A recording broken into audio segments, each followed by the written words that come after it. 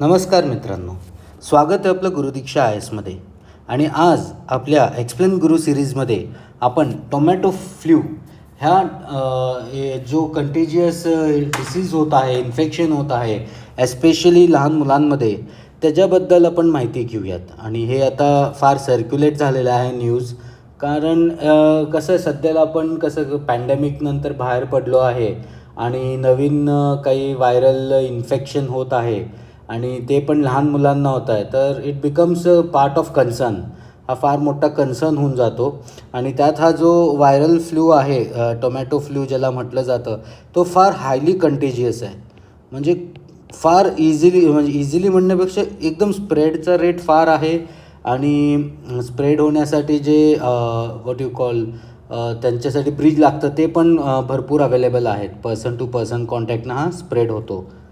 तर आपण ह्याच्यावर अजून पुढं माहिती घेऊयात. चला सुरू करूया. तर हा article the tomato flu outbreak and the centres advisory, म्हणजे ह्याच्यामध्ये टोमॅटो फ्लू व्हायरसबद्दल थोडीफार माहिती दिलेली आहेत आणि मिनिस्ट्री ऑफ हेल्थ अफेअर्स यांनी काही ॲडवायझरीज प्रोव्हाइड केलेल्या आहेत व थोडेफार क्लॅरिफिकेशन दिलेले आहेत रिगार्डिंग दिस डिसीजेस, त्याचे सिम्टम्स ॲज वेल ॲज त्याचा प्रिव्हेंटिव्ह मेजर्स काय आहेत, हे सगळं बऱ्याचशा गोष्टी ह्याच्यात एक्सप्लेन केलेलं आहे. आणि तसा हा सायन्स अँड टेकच्या रिस्पेक्टनं इम्पॉर्टंट आहे.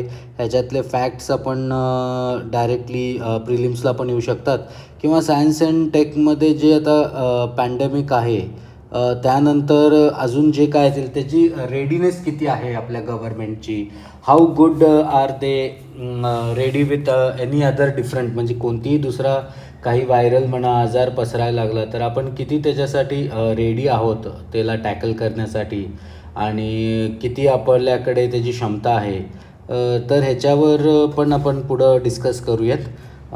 तर ह्याचे आपण टोमॅटो फ्लूचे पुढचे डिटेल्स आता बघून घेऊयात. तर ह्याचं बॅकग्राऊंड काय आहे, बॅकग्राऊंड टोमॅटो फ्लू न्यूजमध्ये, तर जे लॅन्सेट रिसर्च आहे न्यूज, त्यांच्या न्यूजमध्ये त्यांनी म्हटलं गेलं एक न्यू व्हायरस स्प्रेड होत आहे, दॅट टू अमॉंग चिल्ड्रन्स. तर हेल्थ मिनिस्ट्रीने रेफर काय केलेला ह्या व्हायरल इन्फेक्शनला, न्यू व्हायरसला, as a probable hand foot mouth disease. हे पण आता रिसेंटली न्यूजमध्ये आलेलं आहे. हे एक कॉमन आहे viral infection, common viral infection less than 10 इयर्सच्या मुलांमध्ये होतं. ॲडल्ट्समध्ये पण होतं, असं नाही की कंपल्शन लेस दॅन चिल्ड्रन्समध्येच होतं, ॲडल्ट्समध्ये पण होतं, पण commonly less than 10 years of चिल्ड्रनमध्ये होतं. तर हेल्थ अँड मिनिस्ट्रीने काय बोललेलं आहे की हे जो टोमॅटो फ्लू आहे it is referred as a variant of hand foot mouth disease. हे पण एक व्हायरल डिसीज आहे. आपण पुढं बघू. एंटोव्हायरसेस, नॉन पोलिओ एंटोव्हायरसेसचं हा एक पार्ट आहे. ओके. तर tomato flu is named after the tomato shape blisters, जे अंगावर फोडी होतात असे बॉईल्स आल्यासारखं होतात ब्लिस्टर्स आणि रेडिश असं कलरमध्ये येतात, तर त्याला आपण टोमॅटो फ्लू म्हणून म्हटलं जातं. वर्नेबल पॉप्युलेशन मी सांगितलं चिल्ड्रन बिलो एज ऑफ 5. आणि ट्रान्समिशन कसं आहे, कंटिजियस आहे, म्हणजे इझिली ट्रान्समिट होतं. Transmit quickly from one person to another, quickly, एकदम क्विकली. सिम्टम्स रेड ब्लिस्टर्स हे जसं बघू शकतात, रॅशेस येतात, ताप येतं, डिहायड्रेशन होतं, लेथार्जिक येतं, नॉशिया, स्नीझिंग, कफिंग, रनी नोज, हे त्याचे सिम्टम्स आहेत. म्हणजे कॉमन जे फ्लूचे सिम्टम्स असतात त्याप्रकारे सिम्टम्स आहेत. प्लस ॲडिशनल ह्याच्यात रेड ब्लिस्टर्स म्हणा, रॅशेस आणि लेथार्जिनेस हे ॲडिशनल सिम्टम्स आहेत ह्याच्यात. आणि टोमॅटो फ्लू हायली कंटेजियस आहेत, म्हणजे क्विकली आणि इझिली स्प्रेड होतं. But it is not life threatening, म्हणजे असं काय हॉस्पिटलायझेशन करायची गरज आहे किंवा ह्याच्यापासून जो डेथचा रेट आहे तो फार आहे असं काही नाही आहे. आणि लॅन्सेट रिपोर्ट हे जे न्यूजमध्ये आलं तर त्यांनी अजून काय बोललेलं आहे, हे न्यू व्हायरस एंडेमिक आहे. मी तुम्हाला एंडेमिक, ॲपिडेमिक आणि पॅन्डेमिकबद्दल एक शेवटच्या स्लाईडमध्ये डेफिनेशन्स देतो. तर आता लक्षात ठेवा इट इज एंडेमिक, म्हणजे लो नंबर्समध्ये ना एक स्पेसिफिक रिजनमध्येच दिसतं, त्याला एंडेमिक म्हटलं जातं. तर लो नंबर्समध्ये एक स्पेसिफिक रिजनला. ओके. डिसीज स्प्रेड लिमिटेड एरियामध्ये, म्हणजे ते लिमिटेड एरियामध्येच आहे आणि अराऊंड फॉर सम टाईम आणि बरेच वर्षापासून आहे, म्हणजे असं काय लांब स्प्रेड झालं नाही.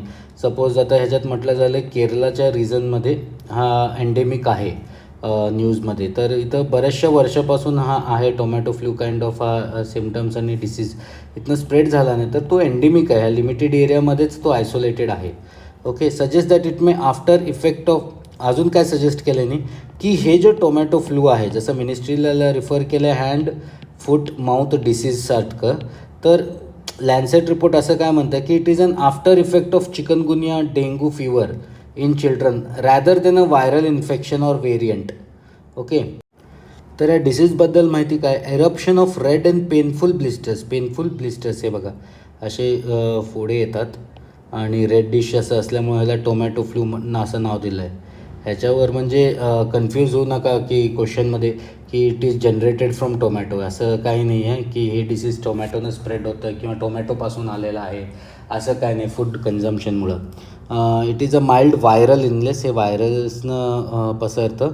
आणि coxsackie virus enterovirus family non polio enterovirus फॅमिलीचा हा आहे. ह्याच्यात व्हेरियंट आहे 16 कॉक्सॅकी बी असे नावं आहेत. तर एवढं डिटेलमध्ये फॅक्ट्स करण्यात काय ह्याच्यात अर्थ नाही आहे, पण कॉक्सॅकी हा नाव आलं तर आपण प्रिलिम्समध्ये ऑप्शनमध्ये टिक करू शकता. आणि ministry of health and family welfare started that illness is a clinical variant of HF, त्यात ते सांगितलं तुम्हाला. तर लॅन्सेट रिपोर्ट म्हणतं की ते after effect of chikungunya dengue आहे, पण मिनिस्ट्री ऑफ हेल्थ अफेअर्स म्हणतं की it is a sub variant of hand foot mouth disease. आपण हँड फूट माउथ डिसीजबद्दल डिटेलमध्ये एक दुसरा एक्सप्लेन करू सिरीज नक्की बनवूया. ओके. तर it is a self limiting illness म्हणजे ते त्याचा तो बरं होऊन जातो आणि एक पर्टिक्युलर पिरियडच्या ह्याच्या ब्रॅकेटमध्येच असं नाही की लाँग टर्म आहे, म्हणजे एक 7 ते 8 दिवसात हा आपोआप रिकवर होऊन जातो. चिल्ड्रनला ज्याला झालं असेल तो सेल्फ लिमिटिंग आहे, तर असं नाही की तो लाँग टर्म महिनाभर चालू असतो, असं काय नाही. 5 to 7 days from the onset of any symptoms. No specific medication required, म्हणजे आपोआप स्वतःहूनच इंटरनल बॉडी हिलिंगप्रमाणे तो रिकवर होतो. म्हणजे ते मोस्टली हा फ्लूसारखंच आहे, जिथं आपण म्हणू शकतो की जसं सर्दी येते आणि आपोआप जातं, तसं ह्याला काय मेडिकेशनची स्पेसिफिक गरज नाही आहे आणि कोणतीही असं स्पेसिफिक ट्रीटमेंट पण नाही आहे त्याच्यासाठी. ओके. आणि जर झालं कंटिजियस असल्यामुळे आयसोलेशन सांगतात 5 ते 7 दिवसाचा. आणि हे just supportive therapy of paracetamol, ह्याच्यावर तुम्ही सपोर्टिव्ह थेरपी आहे, म्हणजे जस्ट फीवर वाढू नये वगैरे म्हणून. ओके. जसं मी तुम्हाला म्हटलं, तर what is the difference between endemic, epidemic and pandemic. तर endemic diseases is constantly present, म्हणजे कॉन्स्टंटली प्रेझेंट आहे बऱ्याच वर्षांनी certain population region. Low spread आहे of there may period with doesn't affect people at all, म्हणजे endemic आहे, तुम्हाला कळणार पण नाही.